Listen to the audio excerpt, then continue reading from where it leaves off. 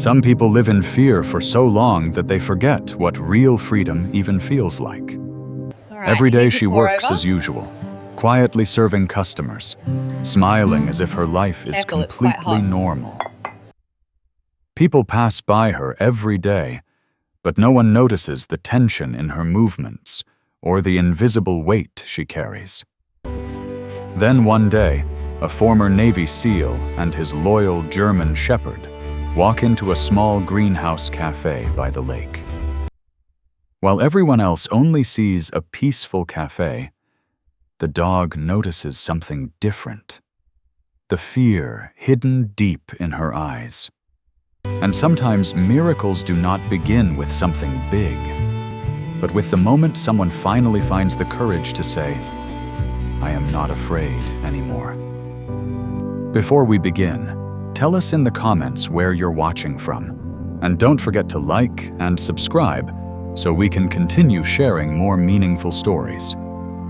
Now, let's begin the story. The first thing Kalen Frost noticed that morning was not the cold, not the hammering above him, not even the smell of wet pine rising off the thawing ground. It was the sound of glass breaking somewhere down the hill. Sharp, brittle, sudden, the kind of sound that made the air itself seem to flinch. He stopped with a cedar plank balanced in both hands and turned toward the lake road. At his left side, Orion had already gone still. The German Shepherd's ears snapped upright, his body tightening from nose to tail in one smooth line. Orion was 6 years old, broad-chested and powerful without heaviness, a working dog built for long hours and instant decisions. His coat was a layered mix of cream, gray, and black, darker over the back and ears, lighter at the throat and chest, and in the pale northern light, he looked almost carved from ash and winter fur. The black harness with its dark red trim sat snug across his shoulders. He did not bark. He only stared. "Frost, you planning to carry that board today or write poetry about it?" Tom Alvarez called from the roof of the community center. Tom was the kind of man who looked permanently attached to a toolbox. Early 40s, compact, broad through the shoulders, olive skin browned by years outdoors, thick forearms, and short dark hair graying early at the temples. He had a carpenter's hand scarred, steady, practical, and a face that suggested life had disappointed him often enough that he had learned to laugh first. Kalen glanced up, then back down the road. At the bottom of the slope stood Glass Root House, a long greenhouse cafe of white-painted iron and old glass set near the water, like something fragile that had somehow survived every winter thrown at it. Even from here, it caught the light in sharp silver planes. But it wasn't the building that held him. It was movement. A woman had burst through the back door. She came out too fast, as if she had not meant to run, but had discovered her legs were already doing it. She was slender and a little taller than average, wearing a denim work shirt beneath a brown apron. Her light brown hair had half fallen from its knot, loose strands catching the wind across a pale face. She stopped on the gravel, chest rising hard, and looked not at the lake or the road, but back over her shoulder. A second figure appeared in the doorway behind her. An older woman, upright and composed, not rushing, not shouting, simply standing there with the calm stillness of someone accustomed to being obeyed. That was enough. The younger woman lowered her head, turned, and went back inside. The door closed. The hill went quiet again. Around Kalen, the volunteer crew resumed its noise boots on ladder rungs, hammer blows, someone cursing over a bent nail, but Orion still hadn't moved. Kalen set the cedar plank into the stack and murmured, "I saw it too." He did not know yet what he had seen.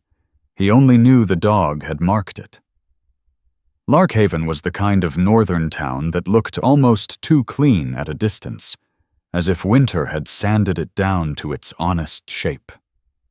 Pine forest pressed close to the roads, the lake opened wide and steel-colored beneath a pale sky, and every building seemed built with the expectation that snow would eventually test it. Kalen had come there as part of a volunteer rotation repairing storm damage before tourist season. After leaving the Navy, he had not wanted speeches, gratitude, or a second identity wrapped in patriotic language. He wanted work with clear edges. Fix a roof. Reinforce a dock. Carry lumber. Go to sleep tired for reasons that belonged to the day instead of the past. At 35, he still carried himself like a man under inspection, though no one was inspecting him anymore. He stood just over 6 feet tall, lean and compact, his strength built for endurance rather than display. His face was clean-shaven, leaving the square jaw and clear cheekbones unsoftened. His dark brown hair was clipped short in a military cut, though it had grown a fraction longer than regulation. Wind and cold had roughened his light skin into a faint northern tan. His gray-blue eyes were the first thing people noticed, and the second thing they mistrusted. They were calm eyes, but not empty ones. They belonged to someone who had seen enough to stop reacting outwardly every time the world showed him a new form of damage. He wore what he always wore.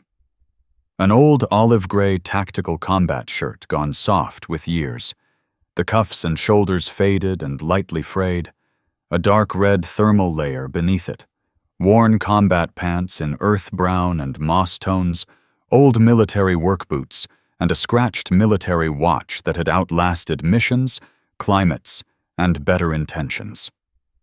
He looked less like a volunteer than like a man who had wandered out of another life and not entirely changed clothes. By late morning, the center's roof was patched on one side, and Tom called a break before they started the south wall braces. Ben Carter, the youngest volunteer, swung down from a ladder with the unspent energy of someone who had not yet learned how often adulthood was just repetition with bills attached. He was 22, lanky, freckled, all elbows and optimism, with curly blonde hair that refused discipline of any kind. "There's a place down the hill," he said, reaching for his jacket. "Greenhouse Café. Good coffee. Weirdly good cinnamon rolls." Tom nodded. "Glassroot House. Mara runs the counter most mornings." Kalen looked up. "Mara?" Tom shrugged. "Quiet woman. Works harder than the building deserves." It was an odd sentence, and Kalen stored it away. The walk downhill took less than 5 minutes.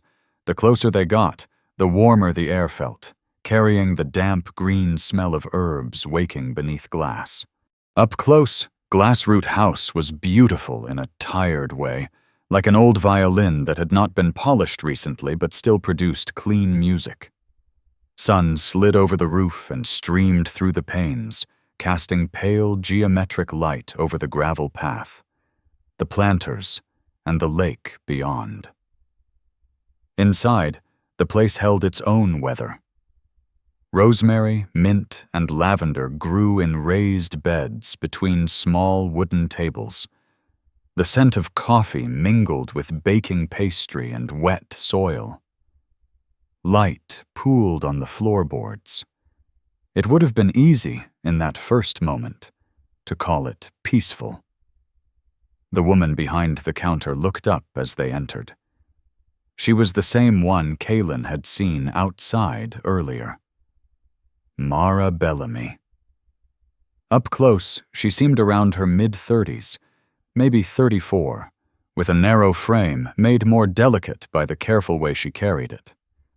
Her hair was light brown with copper undertones where the sun touched it, tied back loosely enough that a few strands softened her face. She had pale skin dusted with fine freckles across the bridge of her nose and high cheeks, and green-gray eyes that might have looked gentle if they had not been so watchful. Her mouth was naturally soft, but tension lived around it, as if she often prepared to apologize before anyone had asked. She wore a faded denim work shirt, with the sleeves pulled down farther than comfort required, a brown canvas apron, dark jeans, and sturdy boots with greenhouse soil dried along the edges. Nothing in her appearance asked for pity. What caught Kaylin was the economy of her movement. She moved like someone who had learned that mistakes cost more than embarrassment. "Morning," she said, and her voice was low, even, pleasant without performance.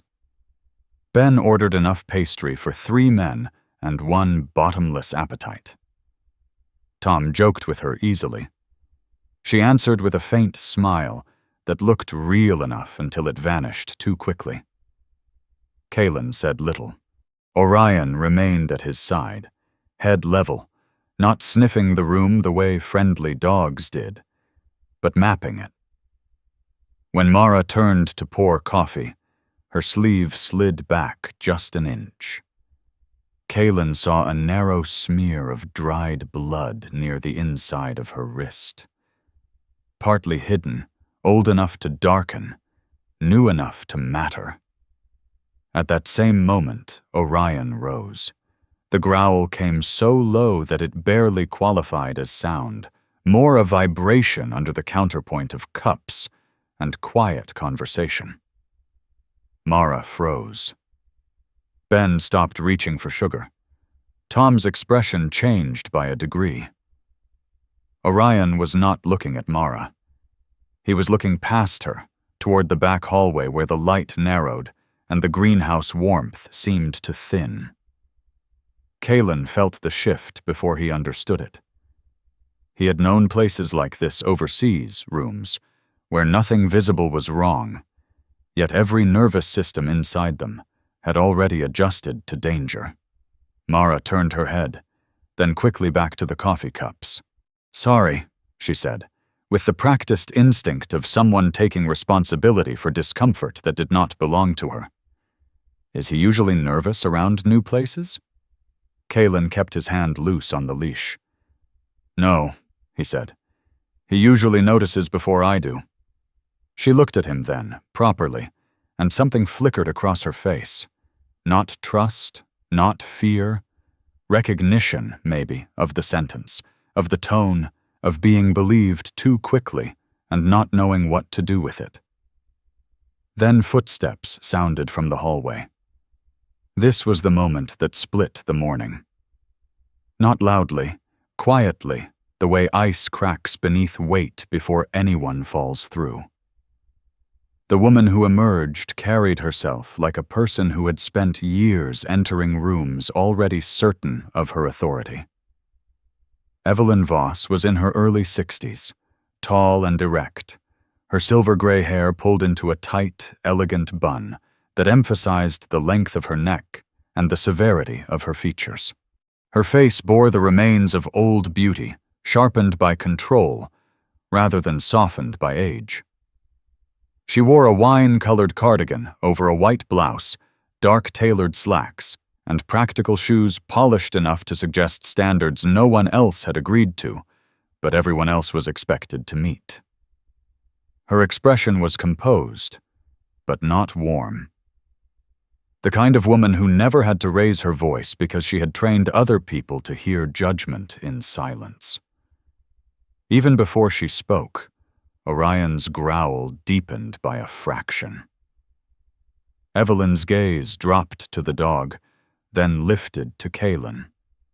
It was not the curious look most people gave large working dogs. It was an appraisal. "You're with the volunteer crew," she said. Her voice was smooth and almost pleasant, but there was no softness in it. "That's right," Tom answered before Kaylin needed to. "Just coffee." Evelyn gave Tom a brief nod, the kind reserved for tolerated men. Then she turned to Mara. "Table 3 still needs clearing." Mara moved instantly. Not hurriedly, instantly. It was a difference Kaylin felt like a splinter. Then came the re-hook, the small, impossible thing that made the hair along his neck stir.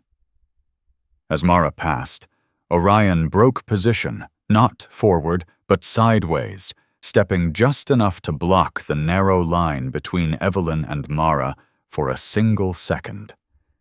He did it without barking, without baring teeth, with the calm precision of a trained animal placing his body where it mattered.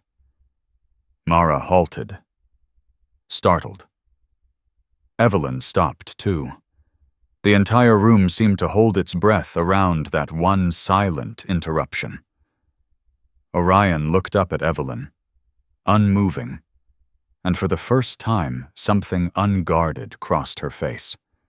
Not anger, not annoyance. Fear. It vanished so quickly Kaelin might have dismissed it if he hadn't spent years reading danger in half seconds.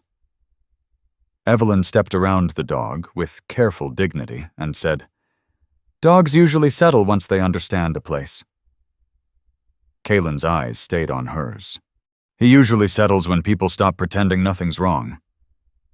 Silence dropped hard between them. Ben stared into his cup as if caffeine might save him from being in the room. Tom shifted, uncomfortable but saying nothing. Mara stood with a tray in her hands, very still, her expression carefully empty, though color had drained from her face. Evelyn smiled then, and the smile was technically flawless. "Glassroot House is perfectly fine," she said. "I'm sure it is," Kaelin replied. He did not raise his voice. He did not move closer. Perhaps that was why the moment felt sharper. Two people standing in warm greenhouse light speaking as if the words meant one thing, while the truth beneath them meant another. The spell broke when a tourist couple entered through the front door laughing over a map. Mara turned away to serve them. Tom cleared his throat and steered Ben toward a corner table. Orion came back to Kaelin's side, but remained standing, gaze fixed on the hallway where Evelyn had first appeared. The rest of the coffee passed under the false mercy of normal conversation. Tom asked about lumber deliveries. Ben praised the cinnamon rolls with unnecessary sincerity. Mara answered when spoken to, and never once looked fully at Evelyn. Twice, Kaelin caught Evelyn watching the room not like a hostess, but like a warden checking doors. When they finally stepped back outside, the northern air hit cold and clean. The lake spread beyond the greenhouse, reflecting a pale sky in sheets of silver blue. Wind moved through the pine branches with a sound like distant surf. Behind the glass, the café still looked lovely. That was the problem. Places that looked lovely often got away with things uglier places had to announce. Tom shoved his hands into his jacket pockets. "You all right?" he asked, aiming the question at Kaelin but glancing at Orion. "Yeah," Kaelin said, though it wasn't true in the simple sense. He was fine. But the day no longer was. He looked back once at the greenhouse.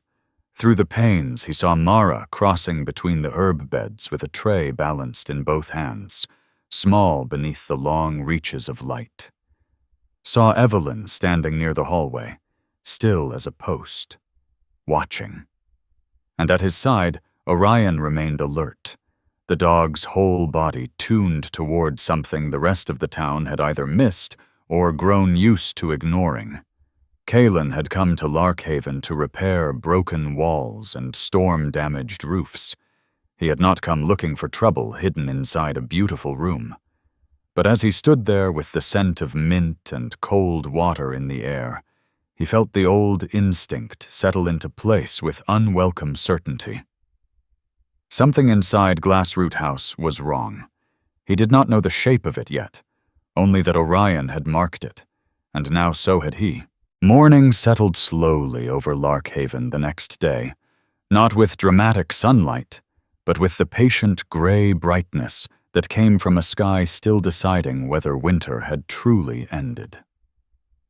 The lake looked smoother than yesterday, a sheet of dull silver stretched between the forests. Kalen Frost woke before the alarm on his watch, as he usually did.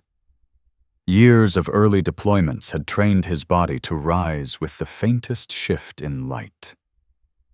The small cabin assigned to volunteers smelled faintly of pine boards and coffee grounds left in the sink from the night before.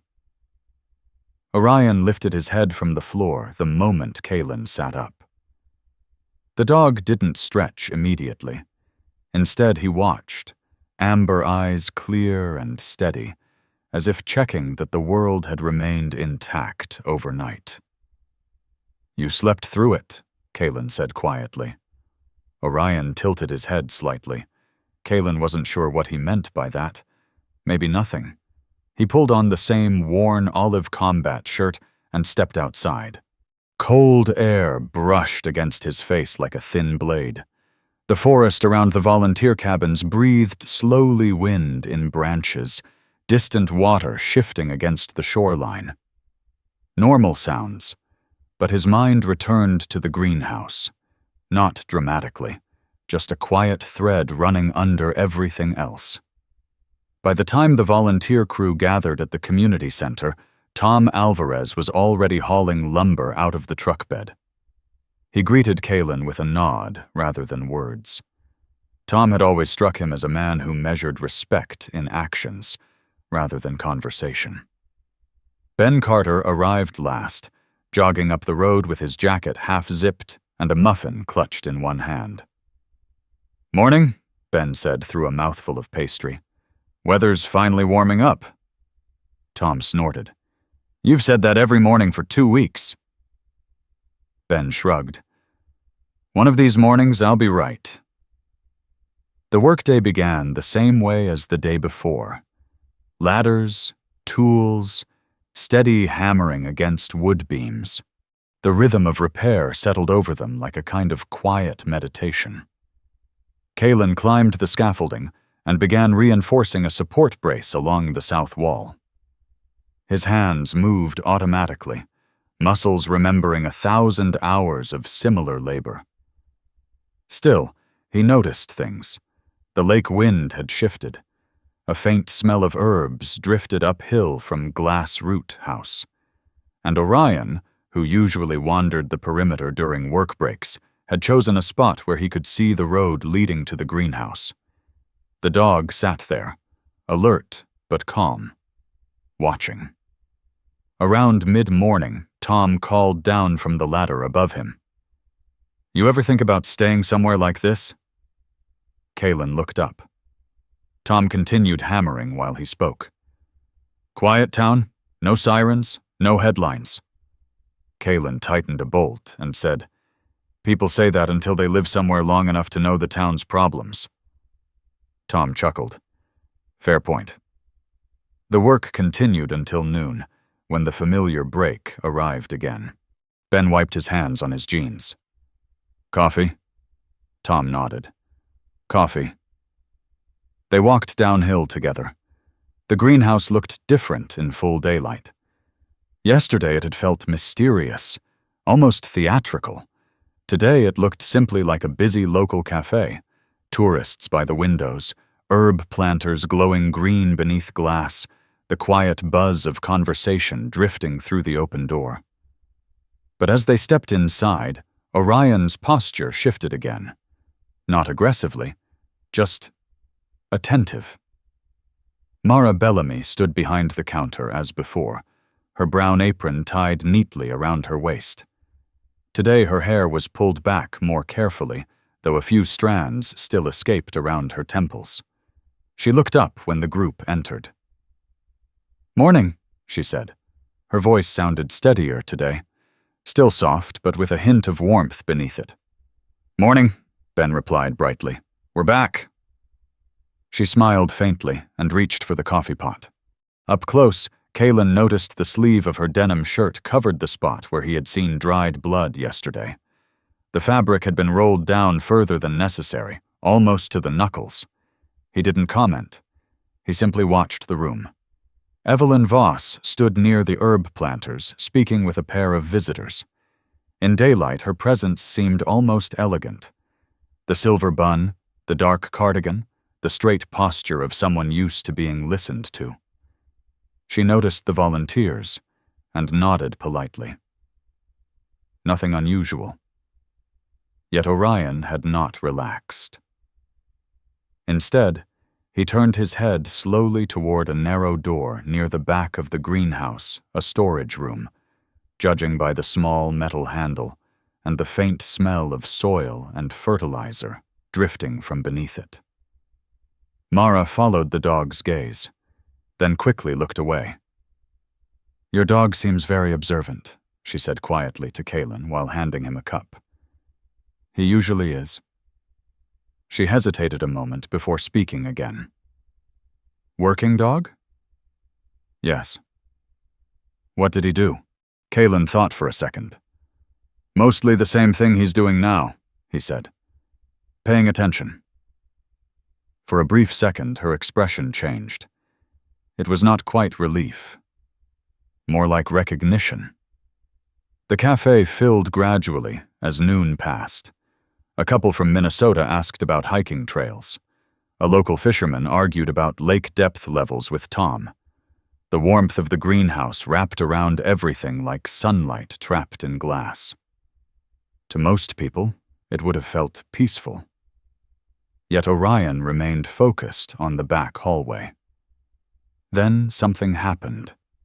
Not loud, not dramatic. Just strange enough that Kalen noticed immediately. The storage door opened a few inches. No one stood there. No footsteps. No voice. Just the quiet movement of the handle.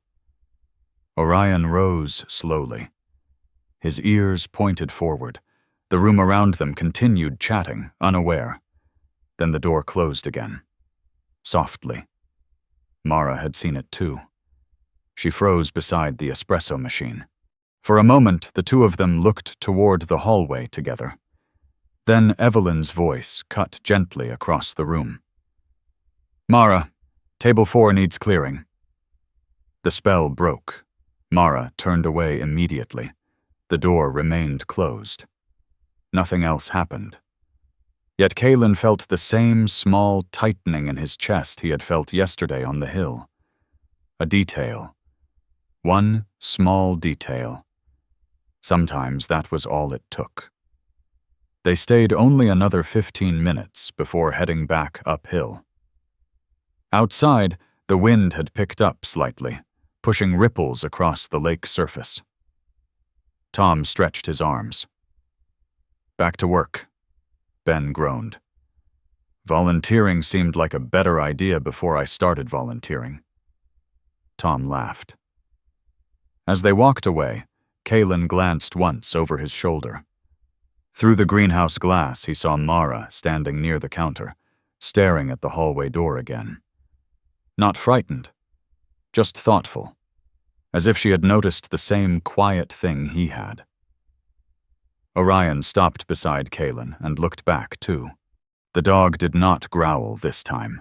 He simply sat down on the gravel path and watched the greenhouse with the calm patience of an animal that knew something unseen had already begun moving. Kalen followed the dog's gaze. Some problems announced themselves loudly. Others arrived like a shadow across clear water. And the worst ones, he knew from experience, were the kind that looked perfectly ordinary to everyone except the few who had learned to notice small doors opening where no one stood. The following morning arrived brighter than the two before it. The sky over Lark Haven had cleared during the night, and sunlight spilled across the lake in long, pale bands that made the water look almost warm. Pine shadows stretched over the gravel road, and the air carried that sharp, early spring scent of thawing earth and wet wood. Kalen Frost woke before sunrise again. Habit. Years in the Navy had trained his body to surface from sleep the moment the world began to shift from night into morning. Even here, in a quiet volunteer cabin on the edge of town, that discipline hadn't loosened its grip. He swung his boots onto the wooden floor and glanced toward Orion. The German shepherd was already awake. The dog lay near the door with his head lifted, ears relaxed but attentive. His sable coat cream and gray layered with black along the spine caught the thin light filtering through the window. At 6 years old, Orion had reached that balanced stage between youthful energy and seasoned calm. His movements were deliberate, thoughtful, rarely wasted. "Morning," Kalen murmured. Orion thumped his tail once against the floor. Outside, the town was beginning to stir. Somewhere down the road, a truck engine rumbled to life. A gull cried over the lake. A screen door slammed in the distance. Normal sounds. But even as Kalen poured coffee into a dented metal mug, he found his mind drifting back to the greenhouse café. Glass Root House. Something about that place had settled into his thoughts like a splinter under the skin. Not painful exactly, just impossible to ignore. He finished the coffee quickly and clipped Orion's harness into place. The black straps sat comfortably across the dog's shoulders, the dark red trim catching the early sunlight. "Walk?" Kalen said. Orion stood immediately. They stepped outside. The volunteer crew gathered later that morning near the community center. Tom Alvarez already had a ladder propped against the building's side wall. The man moved like someone who had spent his entire life repairing things. Homes, boats, maybe even people in small, unspoken ways. Tom's thick arms were dusted with sawdust when he glanced down from the ladder. "You're early again," he said. "Habit," Kalen replied. Ben Carter arrived moments later, jogging up the road with a backpack bouncing against his shoulders. Ben looked exactly like the kind of young man who still believed every town in America held some hidden adventure waiting to be discovered. His curly blonde hair stuck out from beneath a wool cap, and his face carried that open optimism that hadn't yet been weathered by disappointment. "Morning," he called. Tom tossed him a hammer. "Try not to hit anything important today." Ben grinned. "No promises." Work resumed quickly. Boards were measured, nails driven, braces reinforced along the old wooden walls. The steady rhythm of tools created a comforting noise one that left little room for unnecessary thoughts. But Kalen still noticed Orion. The dog wasn't wandering the perimeter today. Instead, he had positioned himself near the edge of the road, facing downhill, facing the greenhouse, watching. By late morning, the crew took their break. Tom wiped sweat from his forehead and nodded toward the road. "Coffee?" Ben was already halfway there. The walk downhill felt warmer than the previous days. Sunlight streamed through the tall glass panels of Glass Root House, turning the structure into something almost glowing against the lake. From a distance, the place looked peaceful. Too peaceful, Kalen thought. Inside, the greenhouse air wrapped around them with the smell of herbs and fresh bread. Rosemary, mint, and lavender grew in long wooden beds along the windows. Mara Bellamy stood behind the counter again. Today she wore the same denim work shirt and brown apron, but her posture seemed slightly less guarded than before. Her hair light brown with faint copper tones was tied loosely at the back of her neck. She looked up when the volunteers entered. "Morning." Her voice held the quiet warmth of someone who had spent years learning how to be kind without drawing attention. Ben waved cheerfully. 3 coffees and whatever pastry survived the morning rush. Mara smiled faintly. As she turned to reach for the coffee pot, Kalen noticed something new. The sleeve covering her wrist was gone. Not rolled up entirely, but pushed high enough that the skin beneath it showed clearly. The mark he had seen earlier in the week had faded into a thin yellow bruise. healing, but still there. He said nothing. Instead, he glanced around the room. Evelyn Voss stood near the back tables speaking with a man Kaylin had never seen before. The stranger caught his attention immediately.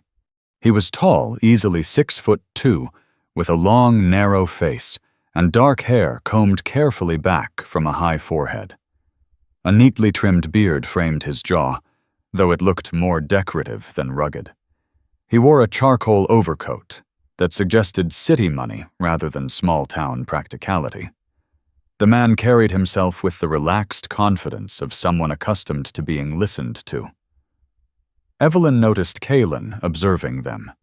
Her expression remained perfectly polite, but she ended the conversation with the stranger almost immediately. The man approached the counter. "Morning," he said smoothly. His voice held a faint Boston accent. "I'm Daniel Hargrove." His handshake was firm when he offered it to Tom. "Real estate consultant," he added. Tom raised an eyebrow. "For the greenhouse?" Daniel smiled. "Possibly." While the conversation continued, Orion suddenly rose from the floor. The dog walked slowly toward Mara, not aggressively, not urgently, just deliberately. He stopped beside the counter and sat down, looking up at her. For a moment, Mara hesitated. Then, almost unconsciously, she rested her hand on the dog's head.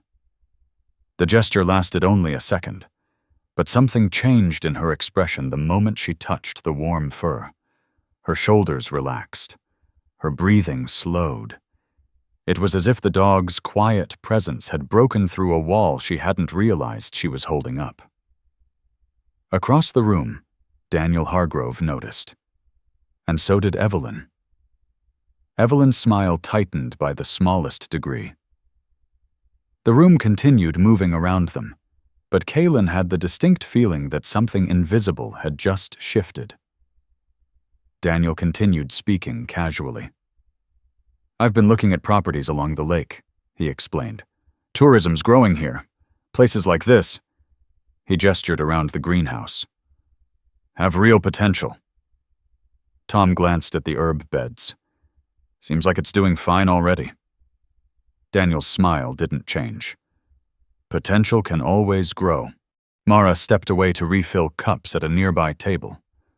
Orion returned quietly to Kaylin's side, but the dog's ears remained slightly forward, listening, watching.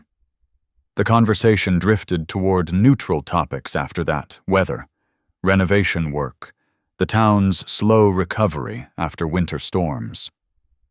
Eventually, the volunteers finished their coffee and stepped outside. The lake wind had picked up again. Sunlight shimmered across the water. Tom stretched his back and looked toward the greenhouse roof. "You get the feeling something's brewing in there?" he asked casually. Kaylin considered the question, then nodded. "Yeah." Ben looked between them. "You guys watch too many detective shows." Tom laughed. "Maybe." But as they walked uphill again, Kaylin glanced back. Through the glass walls, he saw Mara standing near the herb beds. Daniel Hargrove stood beside Evelyn near the hallway. They were talking quietly, too quietly to hear. Orion stopped walking. The dog stared down the hill for several seconds. Not tense, just certain. Kaylin followed his gaze. Somewhere inside that greenhouse café, a quiet negotiation had begun that might change the future of Glassroot House long before anyone in town realized it. And Orion, as usual, had noticed first. The afternoon light over Larkhaven had a way of turning ordinary places into something quieter than they actually were. From the hill above town, the lake looked peaceful, a wide mirror broken only by slow ripples of wind. The pine trees along the shoreline swayed gently, and the glass roof of Glassroot House caught the sun like a field of small mirrors. But Kalen Frost had learned long ago that quiet places were not always simple places.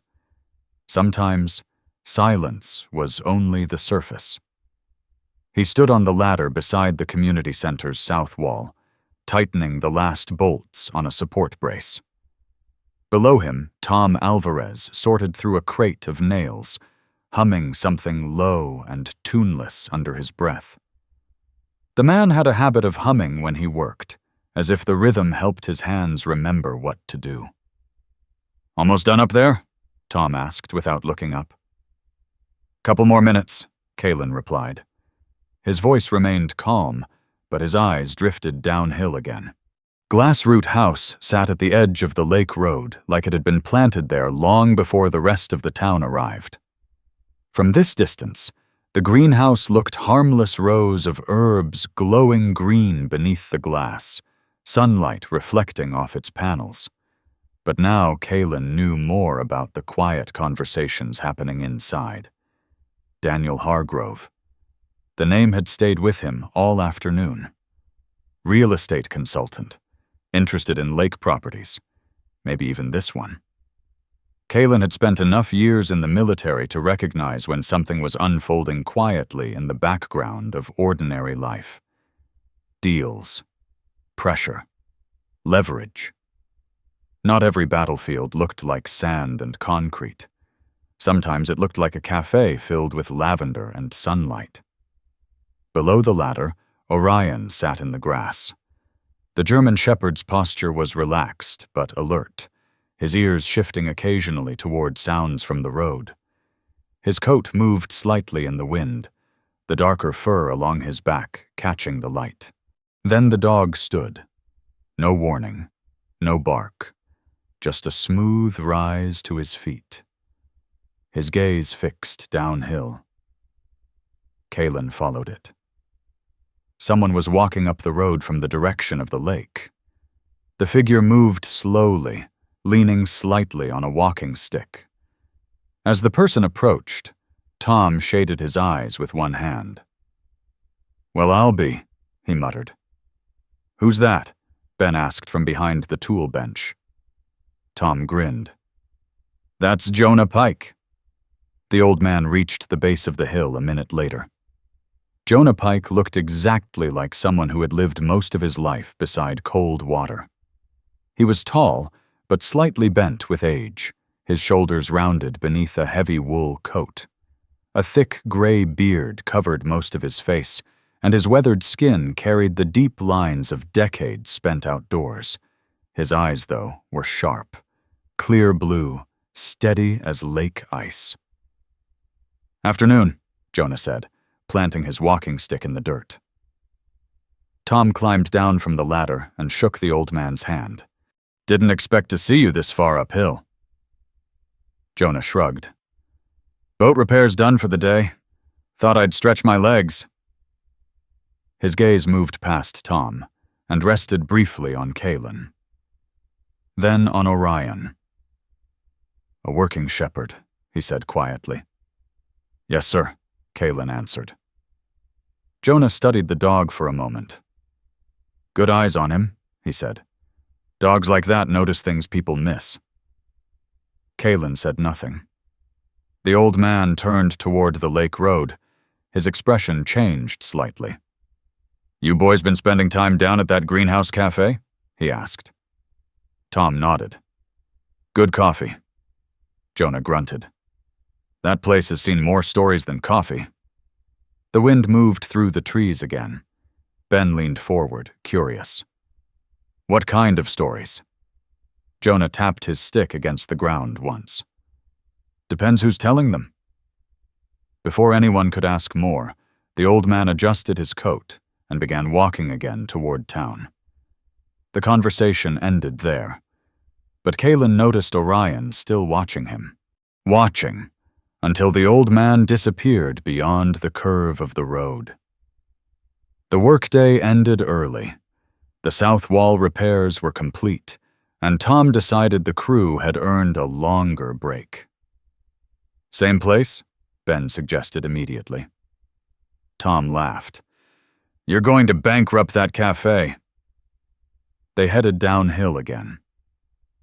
The late afternoon sun had softened, casting long golden shadows through the glass roof of Glassroot House. Inside, the café was quieter than usual. Only a few tables were occupied. Mara stood near the counter, arranging small pots of herbs for sale. The warm light filtering through the greenhouse glass softened the lines of her face, making her look younger than she probably felt. When she saw the volunteers enter, she smiled politely. "Back again." Ben raised both hands. "Blame the coffee." Mara laughed softly and reached for the cups. Today she seemed calmer, not relaxed exactly, but less guarded than before. As she worked, Kaylin noticed something else. The bruise on her wrist had faded more, but a faint stiffness remained in the way she moved her arm. He pretended not to notice. Instead, he sat at the nearest table with Orion lying quietly beside him. The dog's breathing was slow and steady. Watching. Listening. A few minutes later, something unusual happened. Not loud, not dramatic. Just wrong.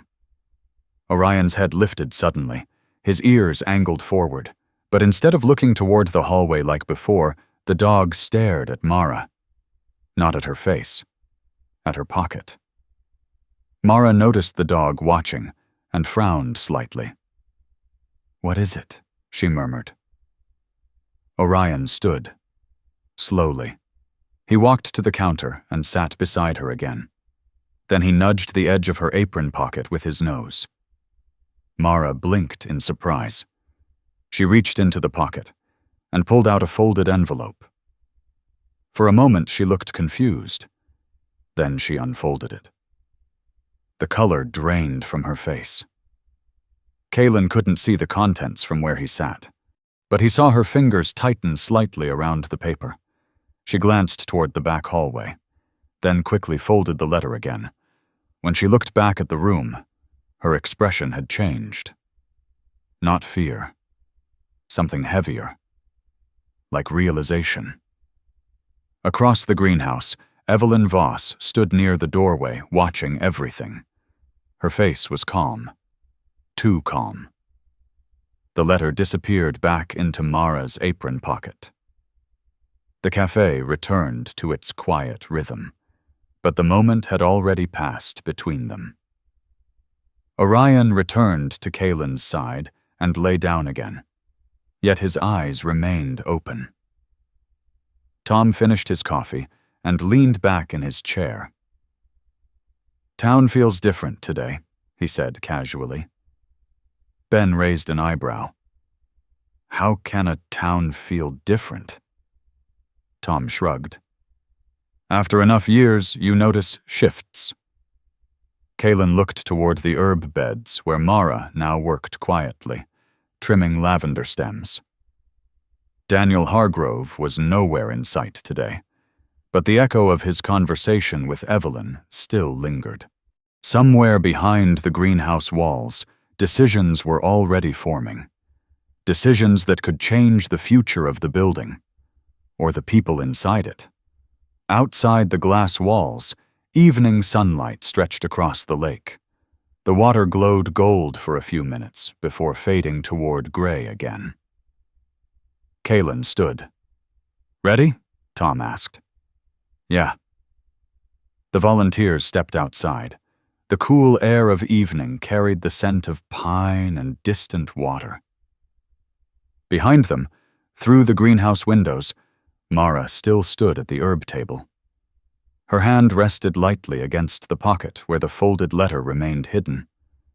And for the first time since arriving in Larkhaven, Kaylin felt certain of one thing. Whatever was happening inside Glassroot House had already begun tightening around the people inside it, and sooner or later someone would have to decide whether to walk away from it or step closer. Morning in Larkhaven arrived wrapped in mist. The lake had disappeared behind a pale gray veil that drifted slowly between the pine trees, softening the edges of the town. From the volunteer cabin porch, the world looked quieter than usual, as if the entire shoreline had decided to breathe more slowly. Kalen Frost stood outside with a mug of coffee warming his hands. The old military watch on his wrist read 6:02 a.m. Across the gravel clearing, Orion paced near the edge of the road. The German shepherd rarely paced. When he did, it meant something had unsettled the careful balance of the dog's instincts.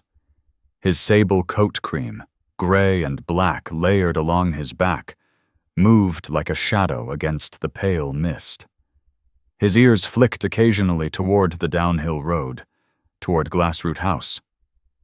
"You're thinking about it again," Kalen murmured. Orion paused. The dog glanced back at him, amber eyes steady. Then he returned to watching the road. Kalen sighed softly. He had spent years learning to ignore the instincts that once ruled his life. In the military, instinct kept people alive.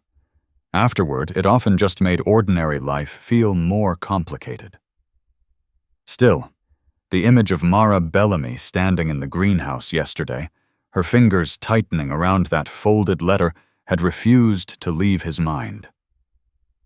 Something had changed in her expression the moment she read it. Not fear, understanding. The kind that arrives when someone realizes a choice is approaching whether they want it or not. The volunteer crew gathered later than usual that morning. Tom Alvarez arrived carrying a crate of bolts and dropped it onto the workbench with a grunt. "Fog's thick down by the lake," he said. Ben Carter appeared moments later, rubbing sleep from his eyes. "Feels like we're working inside a cloud." Tom chuckled. "Good day for roof work." They started repairing the final section of the community center's back wall. Boards slid into place. Nails sank into wood. The rhythm of tools echoed faintly through the mist. But Orion did not settle. The dog remained near the roadside again, watching, listening. At one point, he lifted his nose slightly, testing the air. Then he sat down. Still. Waiting. Kalen noticed. He always noticed. By midday, the fog began to lift. Sunlight pushed slowly through the gray, revealing the lake again in pieces of silver water between the trees. Tom wiped his hands on a rag. "Break time." Ben brightened immediately. "Greenhouse?" Tom smirked. "You're addicted to that place." "Good coffee," Ben said. They walked downhill. Glassroot House emerged gradually from the thinning mist, like a ship returning to harbor. The glass panels glowed faintly under the late morning sun. Inside, the café was quieter than usual. A few tourists occupied the window tables, speaking softly while looking out at the lake. Mara stood near the herb beds, trimming rosemary stems. She looked up when the volunteers entered. "Morning." Her voice carried its usual calm tone, but Kalen noticed the difference immediately. She seemed more focused today, more certain. The folded envelope was gone. No sign of it anywhere. "Coffee?" she asked. Ben raised his hand eagerly. "Yes, please." As she poured the drinks, Kalen watched the room carefully. Evelyn Voss was not in sight. Neither was Daniel Hargrove. The greenhouse felt almost peaceful. Almost. They had barely finished their first cups when the door opened again. A woman stepped inside, brushing cold air from her coat. She paused just inside the entrance, scanning the café. The newcomer looked to be in her late 40s. She was tall and slender, with straight dark hair cut to shoulder length. Her skin was pale, the kind that rarely saw sunlight, and her sharp gray eyes carried the alertness of someone used to observing people before speaking. She wore a navy wool coat and carried a leather briefcase tucked neatly beneath one arm. The moment she stepped fully into the room, Orion's head lifted. The dog watched her closely. Mara recognized the woman first. Her posture stiffened. "Miss Porter," she said quietly.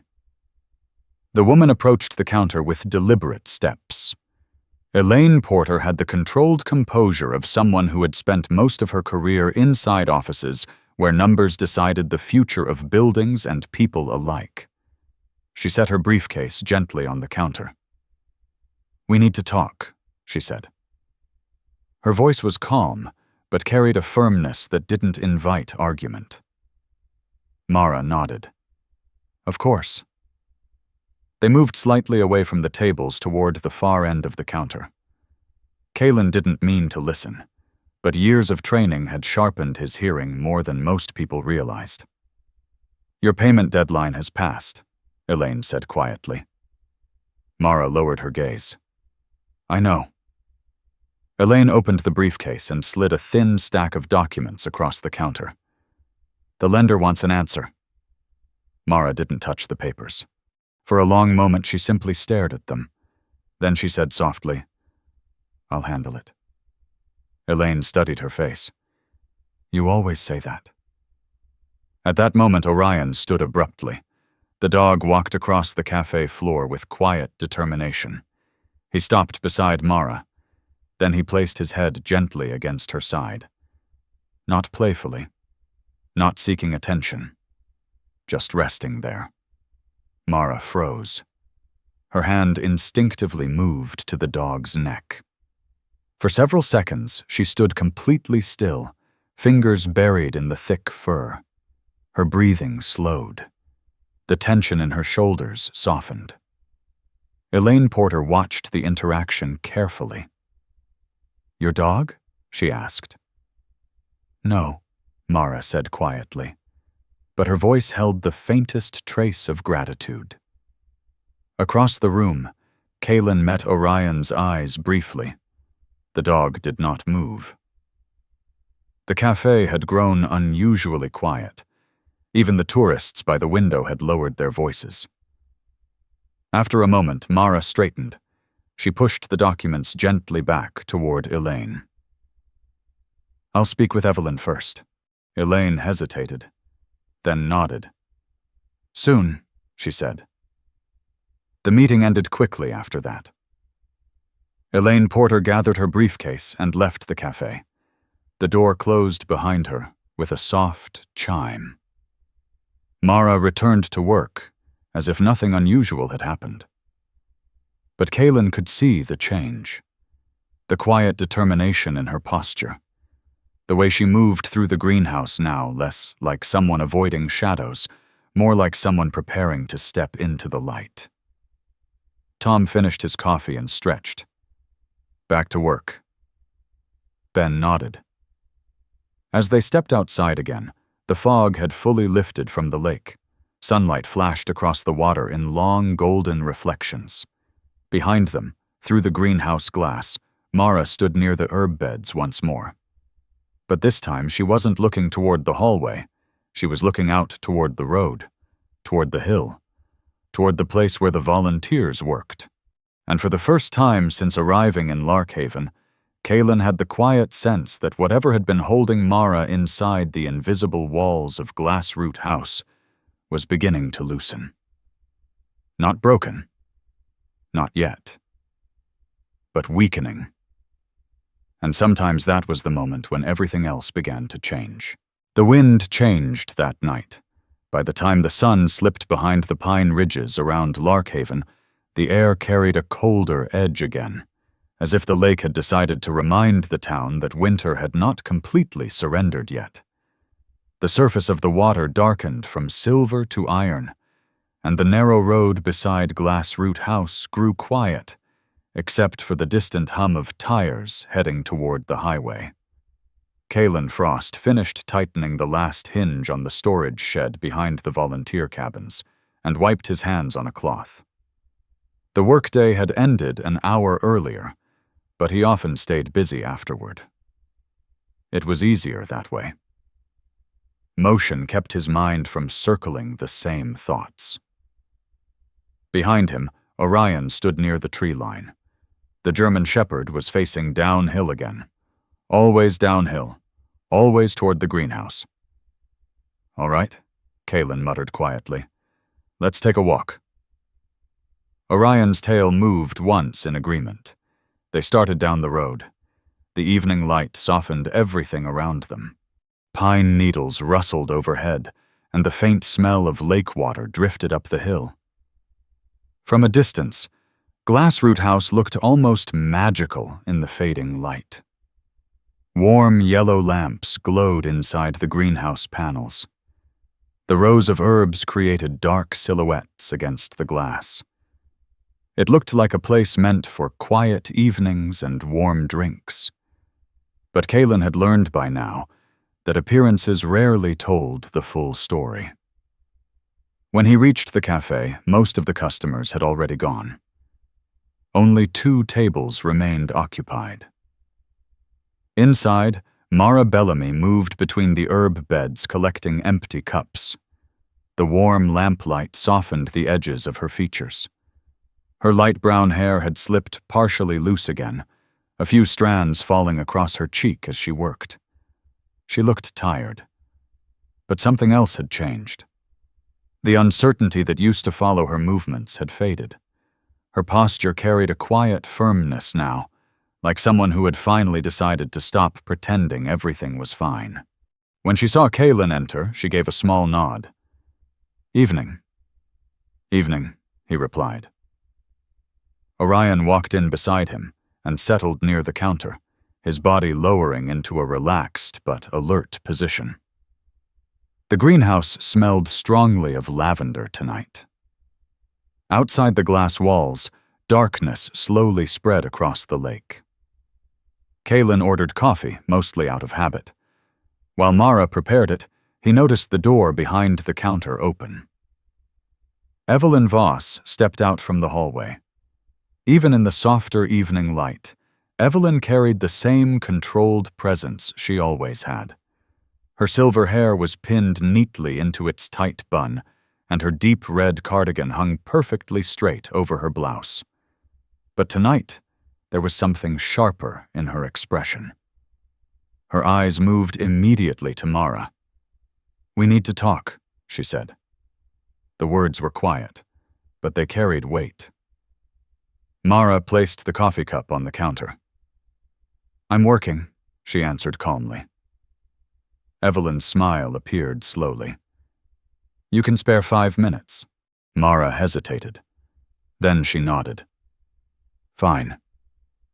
They stepped through the hallway door together. The greenhouse grew quieter. Orion lifted his head. His ears angled toward the hallway. Several seconds passed. Then Orion stood.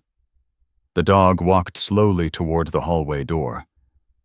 Not barking, not growling, just listening. Kalen watched carefully.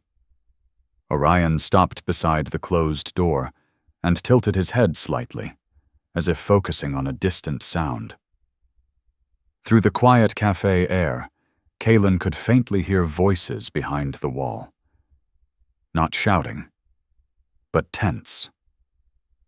Then something else happened. Orion looked back at Kalen and whined softly. It was the first sound of concern the dog had made since arriving in Larkhaven. Not alarm. Concern. Kalen stood. He didn't move toward the hallway immediately. Instead, he stepped closer to the herb beds, positioning himself where the thin greenhouse walls carried sound more clearly. The conversation behind the door sharpened. "You don't have a choice," Evelyn's voice said. Mara answered. "Yes, I do." Silence followed. Then Evelyn again. "You signed the agreement." "I signed something I didn't understand." "You understood enough." "I understand now." The words hung in the air like small stones dropped into water. Kalen remained still, His instincts told him to intervene, but another part of him, the disciplined part, held him back. He had seen situations like this before. Walking in too early could make everything worse. The conversation continued for another minute. Then the hallway door opened again. Mara stepped back into the greenhouse. Her face was pale but steady. Behind her, Evelyn followed. The older woman's expression had changed. The calm politeness was still there, but now it looked thinner, fragile. "Finish closing the café," Evelyn said coldly. "We'll discuss this tomorrow." She walked past Kaylin without another word and left through the front door. The bell above the entrance chimed softly as it closed behind her. Silence settled over the greenhouse. Mara stood still for several seconds. Then she exhaled slowly. Orion walked over and sat beside her. She looked down at the dog. A faint smile touched her lips. "You again," she murmured. Her hand rested gently on the shepherd's head. The dog leaned slightly into the touch. Across the room, Kaylin watched quietly. "What was that about?" he asked finally. Mara hesitated. For a moment it seemed like she might avoid the question, but instead she leaned against the counter. "Debt," she said simply. Her voice sounded calmer than he expected. "Long story." Kaylin nodded. "I've got time." She looked toward the glass wall where the dark lake reflected the greenhouse lights. "I worked here for years," she said. "Evelyn helped me when I first came to town, said I could build something here." Her fingers moved slowly through Orion's fur, but somewhere along the way, she continued quietly, the help turned into ownership. She straightened, "And I think she's starting to realize I'm not staying owned." The words were simple, but they carried a quiet strength. Outside the greenhouse, the lake wind shifted again.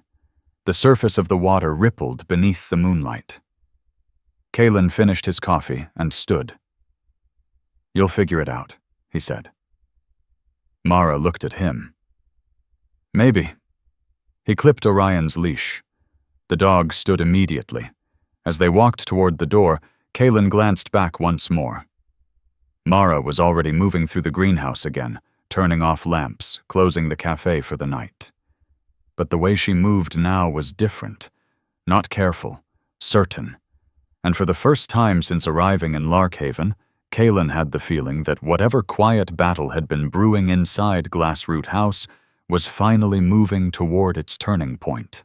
The morning after the confrontation arrived bright and startlingly clear, as if the lake itself had decided to wash the night away. Sunlight stretched across Larkhaven in long ribbons of pale gold. The pine trees along the shoreline stood dark and quiet against the sky, their needles trembling slightly in the light wind. The lake reflected the blue above it so perfectly that it looked less like water and more like an open piece of sky laid flat across the earth. Kaylin Frost woke before the sun fully cleared the ridge. He stepped outside the volunteer cabin with Orion at his side and paused for a moment, letting the cold morning air sharpen his thoughts. The German shepherd stood beside him, broad shoulders relaxed but alert, his thick sable coat glinting faintly where the sunlight touched the darker fur along his back. Orion lifted his nose to the wind once, then looked down the road the same way he had every morning since they arrived in town. Toward Glassroot House. "You're consistent," Kaylin said quietly. Orion's tail moved once. Consistency was something Kaylin respected. In the military, consistency had meant survival. Out here, it meant something else, attention. The willingness to keep looking at the same place until the truth inside it became impossible to ignore. He finished his coffee and checked the old military watch on his wrist. 11 a.m. The town was waking slowly. A delivery truck rattled somewhere near the marina. A screen door banged in the distance. The lake wind carried the faint smell of wet wood and pine resin uphill. It felt like the kind of morning when decisions were waiting to be made. The volunteer crew started work earlier than usual. Tom Alvarez had decided they would finish the final repairs on the community center that morning. "Last day," he said, as he climbed the ladder with a box of bolts tucked under one arm. Ben Carter looked almost disappointed. "Guess that means the cinnamon rolls are in danger?" Tom snorted. "Your metabolism is in danger." The work moved quickly. Boards were secured, tools packed, loose nails gathered from the gravel. By mid-morning, the building looked sturdier than it had when they arrived. Tom stepped back and folded his arms. "Not bad." Ben leaned on his hammer. "So, coffee?" Tom shook his head with a laugh. "You're predictable." Still, they walked down the hill together one last time. The greenhouse café came into view beside the lake, its glass panels gleaming in the sunlight. From outside, it looked almost peaceful enough to forget the tension that had lived inside it the night before. But Kaylin knew better. Inside, Glass Root House felt different. Not tense. Not quiet. Different. Mara Bellamy stood behind the counter, arranging small potted herbs into neat rows. The morning light spilling through the greenhouse roof warmed the soft brown tones in her hair, which today was tied loosely at the back of her neck. When she noticed the volunteers entering, she smiled. Not the careful, polite smile she had worn during the previous days. A real one. Small, but real. "Morning," she said. Ben lifted his hands in greeting. "Coffee?" "Of course." As she poured the cups, Kaylin noticed the subtle changes. Her shoulders were straighter, her movements steadier. Whatever had shifted during the conversation with Evelyn the night before had settled into something solid. Evelyn herself was nowhere in sight. The hallway door behind the counter remained closed. Outside the glass walls, the lake glittered brightly beneath the rising sun. For several minutes, the cafe felt like nothing more than a peaceful place to drink coffee. Then the front door opened. Daniel Hargrove stepped inside. The tall real estate consultant carried the same confident posture as before, though today his charcoal coat hung open, revealing a crisp white shirt beneath it. His dark hair remained carefully combed, and the trimmed beard framing his narrow face gave him the appearance of a man who spent more time in boardrooms than small lakeside cafes. He paused near the entrance. His eyes moved slowly across the room. Then he walked to the counter. "Good morning," he said smoothly. Mara set down the coffee pot. "Morning." Daniel rested one hand on the counter. "I spoke with Evelyn earlier." The words hung quietly in the warm greenhouse air. Tom raised an eyebrow, but no one spoke. Daniel continued. "She's decided to move forward with the property sale." The sentence landed like a stone dropped into still water. Mara remained silent for several seconds. Then she said calmly, "She can't sell something that isn't entirely hers." Daniel studied her carefully. "You're referring to the operational agreement?" "Yes."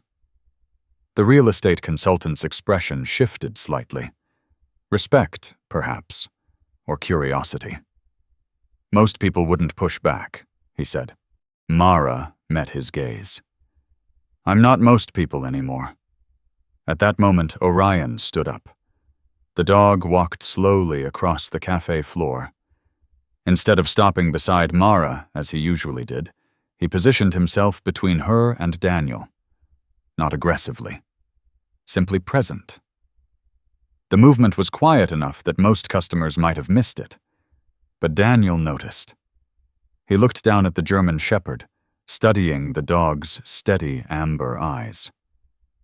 "Well," he said softly. That's interesting. Orion didn't move. For several seconds, the room felt suspended in a strange stillness. Then Daniel stepped back half a pace, not intimidated, but thoughtful. He adjusted the cuffs of his coat. I'll review the contract again, he said. Then he turned and walked toward the door. The bell chimed softly as he left. The café returned to its quiet rhythm. Ben finally exhaled. Was that good news? Mara leaned lightly against the counter. Not yet, she said. But it might become good news. She glanced down at Orion. The shepherd had returned calmly to Kalen's side. His job, for the moment, was finished. Kalen took the last sip of his coffee and set the cup down. What happens next? He asked. Mara looked toward the glass wall, where the lake stretched wide and bright beneath the sky. I stop pretending I don't have choices. The answer was simple, but it carried weight. Outside the greenhouse, wind moved softly across the lake again. Kalen clipped Orion's leash. The volunteers prepared to leave. At the door he paused and glanced back one final time. Mara stood near the herb beds, arranging fresh rosemary into small clay pots. Sunlight surrounded her like a quiet halo. For the first time since arriving in Larkhaven, the greenhouse no longer felt like a place holding someone captive. It felt like a place that might finally belong to the person strong enough to stay in it by choice. And as Kalen stepped outside with Orion beside him, the lake wind carried the faint scent of lavender across the road. The town looked the same as it had the day they arrived. But something inside Glassroot House had changed. Not loudly, not dramatically, just enough. Sometimes that was all it took for a life to begin moving in a new direction. Sometimes miracles do not arrive with thunder, bright light, or voices from the sky. Sometimes they arrive quietly. A pause. A moment when someone chooses not to walk away. A dog who refuses to move. A stranger who decides to pay attention when everyone else has learned to look past the pain. In the story you just heard, no angel appeared and no storm split the sky. But something just as powerful happened. A man listened when his instincts told him something was wrong. A woman found the courage to say no after years of silence. And a loyal dog simply did what God created him to do: notice the truth when others could not. Maybe that is how many miracles really work. God often moves through small moments, through compassion, through the courage to stand beside someone who feels alone. In our everyday lives, we pass people who are carrying quiet battles we cannot see. A kind word, a moment of patience, or the choice to stop and care can change more than we realize. Perhaps the miracle is not that God suddenly changes the world. Perhaps the miracle is that He works through ordinary people who choose to see one another. If this story touched your heart, take a moment to share it with someone who might need a reminder that they are not alone. Tell us in the comments where you are watching from and what part of the story stayed with you the most. Your voice might be the encouragement someone else needs today. And if you enjoy stories about hope, courage, and the quiet ways God moves through everyday life, please subscribe to the channel so you don't miss the next one. May God watch over you, guide your steps, and bring peace to your heart wherever you are today.